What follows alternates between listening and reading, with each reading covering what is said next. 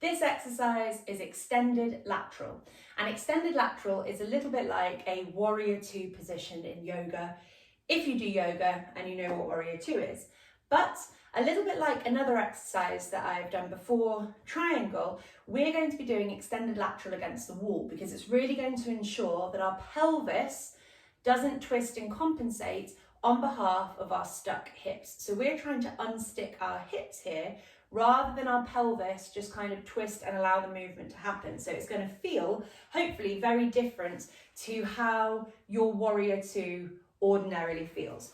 So for extended lateral, you're coming to this type of position against a wall with your back flat against the wall, and you're really looking to try and keep your bottom square against the wall. So if you feel the bony bits of your hips, do they feel level from side to side? Or does one feel like it's further ahead than the other? You're trying to keep them level, and that's telling you that your pelvis is level and that the twist is then coming from your hips. My back foot here, the ankle and the shin, no, not the shin, the ankle and the calf are flush to the wall, and the toes are slightly internally rotated. So your toes are a bit closer to your body than your heels are. And then with this leg here, it's straight, it's kind of running parallel to the wall, and I'm about 6 centimeters away or so. Snaking this leg forwards, and what I'm going to do, I'm going to first off just hold my hips, the bony bits of my hips, to make sure they don't peel away. I'm going to bend into this knee, and I'm watching to see if I can keep a sort of 90-degree angle at that knee. So I don't want my ankle closer to my body than my knee is. This looks perfect. So we've now got a little bit of a wrestling match going on between different parts of my body. So you are trying as hard as you can to keep this pelvis level with the wall. You might find that you need to back up a little bit. It's better that you keep your pelvis level against the wall than go down super far in the exercise. So you're trying to go as far as you can, but not compromising that pelvic position. So keep the pelvis and the bottom sort of neutral against the wall. You're bending into this knee, and if you look down, you'll probably notice that this knee really wants to roll in because this lack of external hip rotation here showing itself to you. So without the pelvis compensating on behalf of that sticky hip, you can see how much that knee is falling in. So you've got to keep the pelvis back, but also try and squeeze out against this knee so that it's not just collapsing in. So you've got these kind of two powerhouses of your body fighting each other here.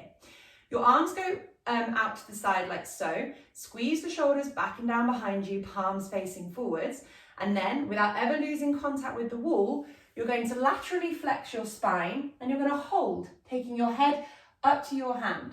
So I am not particularly warmed up today, and I'm not really able to go that far, but that's fine. I'm just going to work within the limits of my body. And as I ease into it, I might find that I can go a bit more like this, but I really don't want to compensate the pelvic position or that knee falling in a lot. So I'm going to hold it for between 45 seconds to a minute, and I'm not going to be able to breathe very well because I find this one really hard. So I'm going to just do some counting rather than instructions. I'm also going to try and keep my quad tight on this back leg. So sort of squeeze that quad, your thigh muscle, to draw the kneecap upwards. So off we go.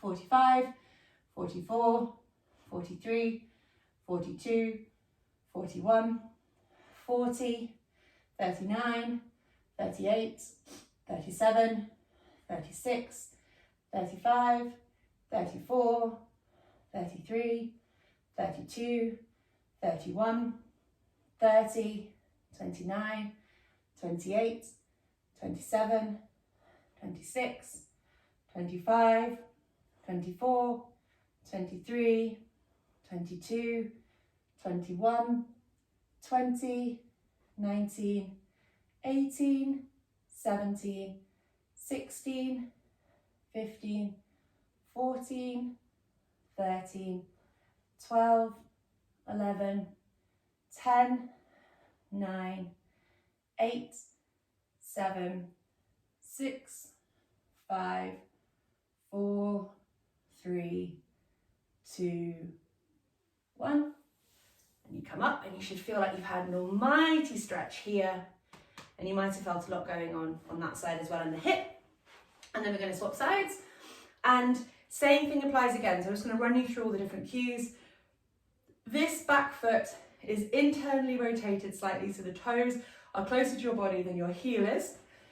Your whole back of this leg is against the wall, by the way.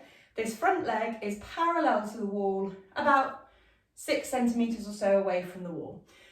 And actually, I didn't say this on the last side, but you're trying to stay grounded through your big toe here. So you want to try and keep feeling like you're keeping pressure through the big toe on that back foot.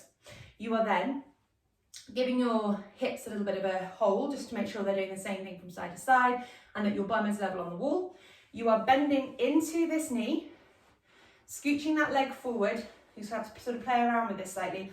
And you're trying to find this sweet spot where your bottom is flush against the wall, but you're bent into this knee as much as you can, squeezing out against this knee to give you that external rotation at the hip, but only squeezing out as far as you can without the pelvis dragging away from the wall. So squeezing out here, arms are up, I'm laterally flexing my spine, and off we go. 45, 44, 43, 42, 41, 40, 39, 38, 37, 36, 35, 34. Keep squeezing out with the bent knee whilst not letting the other pelvis leave the wall.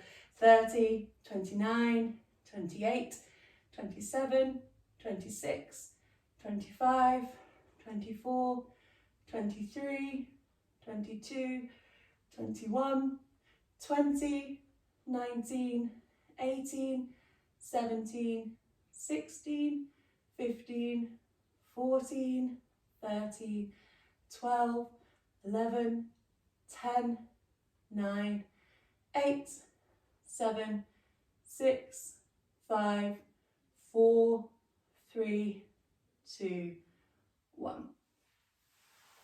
And up we go again. And that's extended lateral.